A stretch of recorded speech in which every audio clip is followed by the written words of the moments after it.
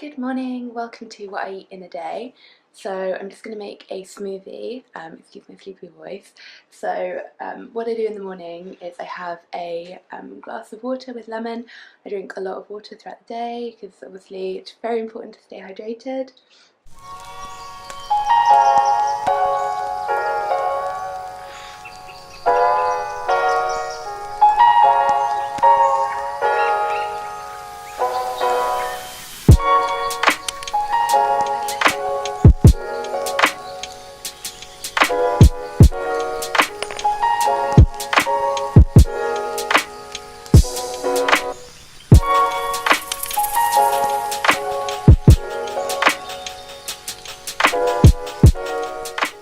My smoothie's all done. The other thing I do in the morning is I take two supplements. I take Probiotics because it's really good for your gut health. I'm all about gut health, which you will see in this video. And I take a B12 supplement. This is a spray. Yeah, because B12 is the only vitamin that vegans can't get, so I do supplement with that. So yeah, I'm going to drink my water, and this is my smoothie. It's full of antioxidants, protein, fat, fibre, and yeah, it's got like half a bag of spinach in it, so it's really good to know that you can just get your greens in early on in the morning. And yeah, I'm going to make a coffee as well, so yeah.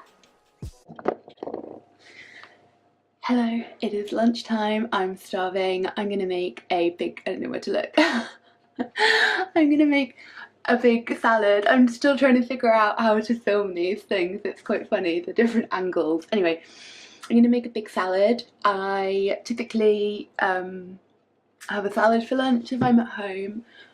Salads don't travel well, so if I'm like out all day I'll have something else. But anyway, I've got a few fun things to put in it. So yeah, I think people think that salads are really boring and it's all that vegans eat.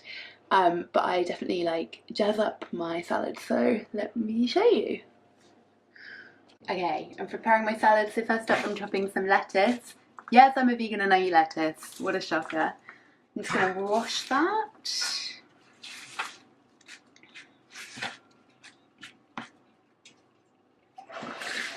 We've got some cucumber, tomatoes. Normally I would add olives, but I don't have any, but I love olives, so like little balls of healthy fat. So those and avocado are a really good source of plant-based fat. And fat is very good for your skin and your hair and your brain. So eat some fat. So I love tofu, but sometimes it doesn't really agree with me, so I eat a lot of tempeh. So I'm going to fry it with some soy sauce and it's so yummy.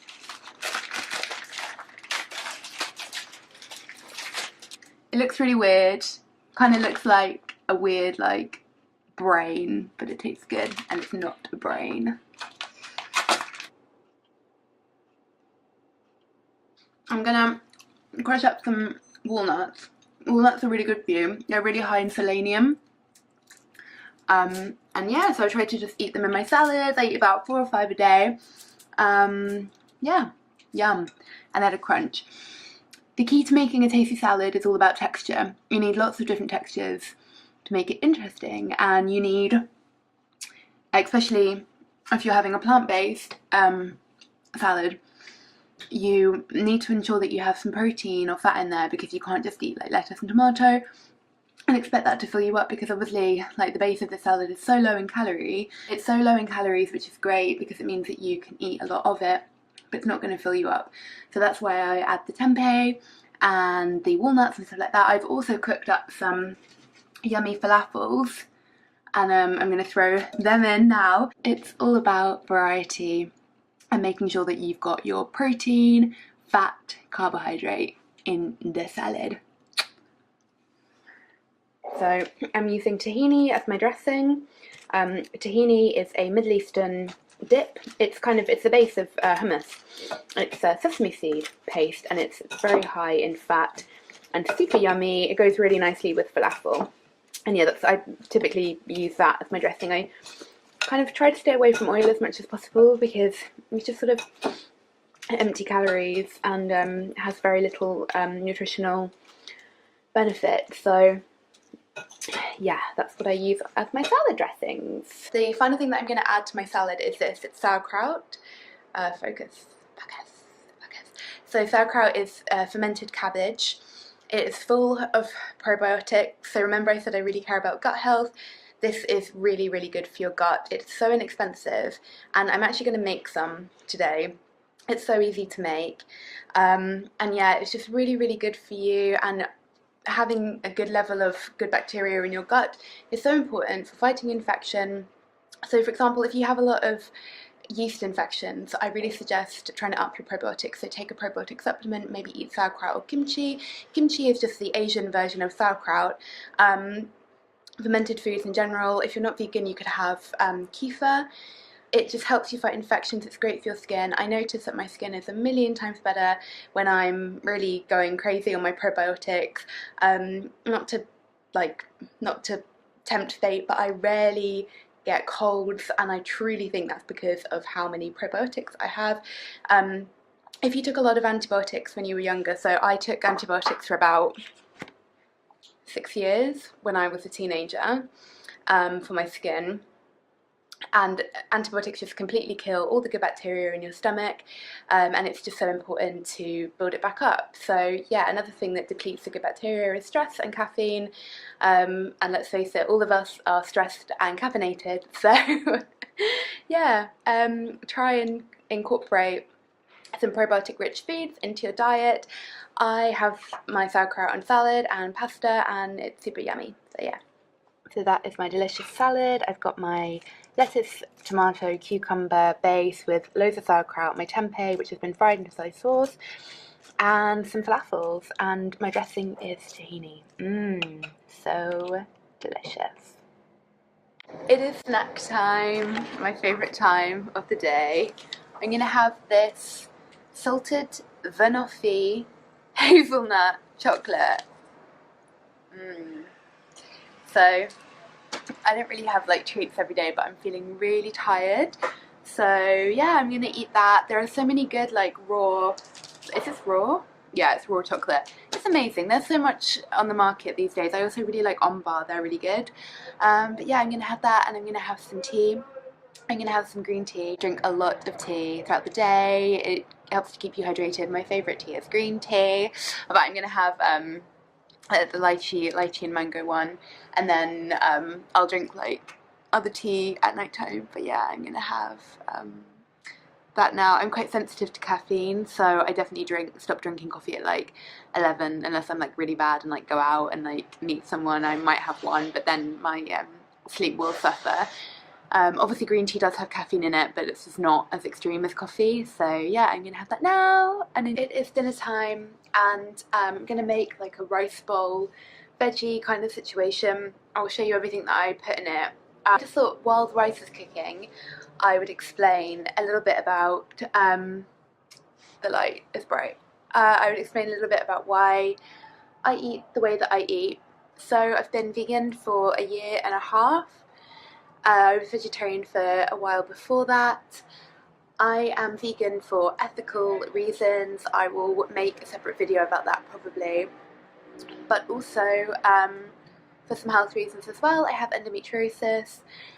It's definitely been a really interesting and fun process becoming vegan. I first heard about veganism when I was 18, when I went to uni.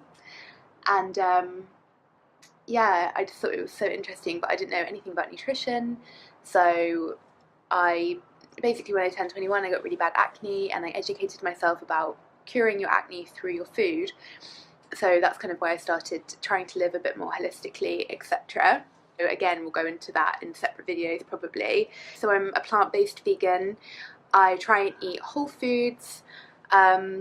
I do eat some vegan junk, and I definitely drink. I'm not completely like my body is the temple vibe, but I do care a lot about my health.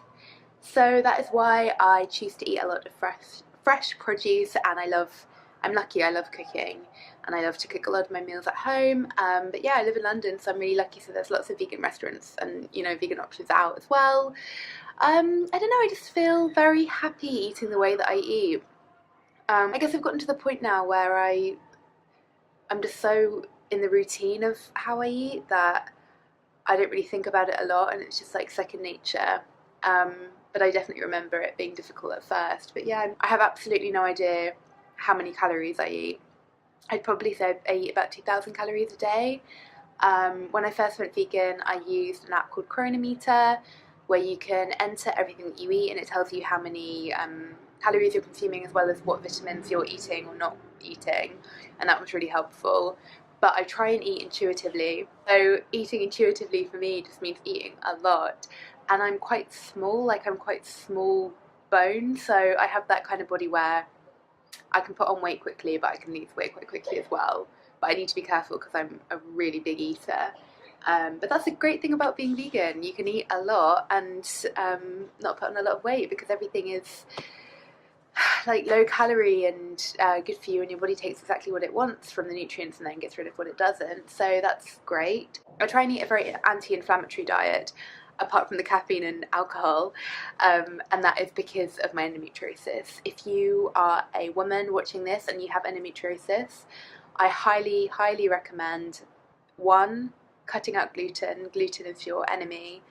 And number two, going vegan, or at least vegetarian. Meat and dairy are inflammatory foods, so is gluten, and so are caffeine and alcohol. And what you want to do if you have endometriosis, you just want to cut the inflammation that's going on in your body, and your periods and your pain will improve greatly. So yeah, that's another reason why I eat the way that I eat. I think that's all it really. I'm just going to go check the rice. So that is my dinner. I've got rice, I fried up some onion and garlic, pepper, tempeh, chickpeas in some chili flakes and salt and pepper, and I topped it with sauerkraut. Yeah, so it's pretty simple, but I love it. Yeah, I'm going to dig into that now. Thank you so much for watching. I hope that this was helpful, and I will see you on the next one. Bye bye!